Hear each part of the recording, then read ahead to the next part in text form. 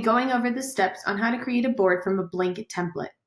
Once you have logged into Symbolstix, you will create a board under Symbolstix Prime by clicking on the blue circle. Navigate to the top left-hand corner to the 3 lines and toggle down to Board Wizard.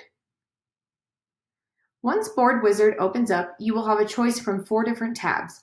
By activity is pre-populated boards that can help you create a worksheet without having to do it from scratch.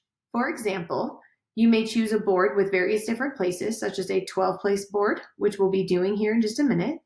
If you're creating something such as a game of bingo, perhaps math or schedules, you can look through these and see if any of these will work for the needs that you're trying to create a board for.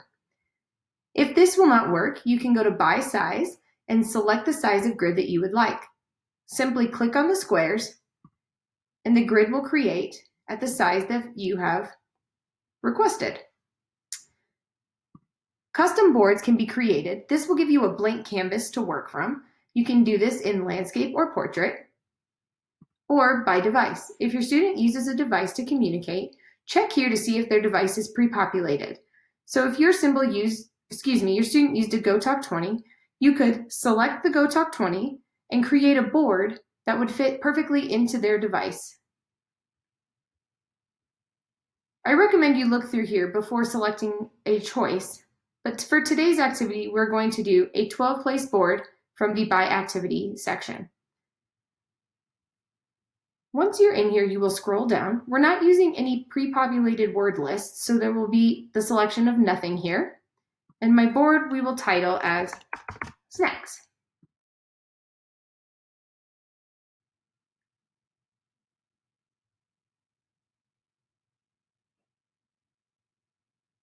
Once this page opens, I typically like to increase the size of it by hitting the plus sign up here in the left corner. This makes it easier to see.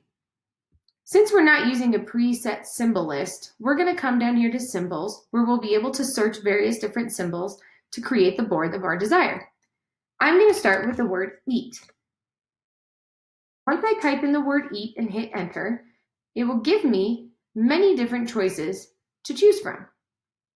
Something to consider when creating this is that there are preset skin tones in here that you can choose from. Please consider this when creating a board for a student.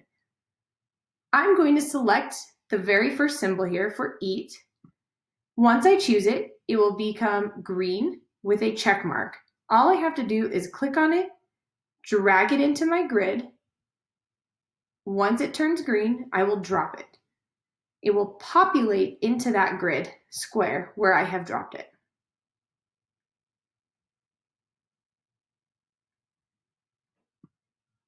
One more try. Really wants to go right there.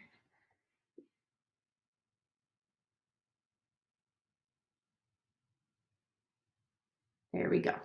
It populated. So once it populates into the grid, we can then select our next item. Let's search Cheetos.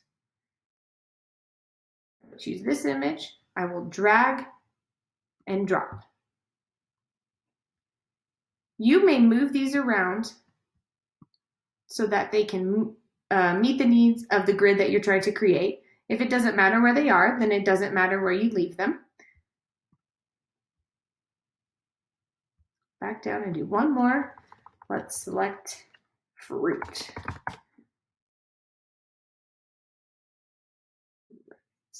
I'm going to select this one, drag and drop. Once it's in the grid, we can easily move it around.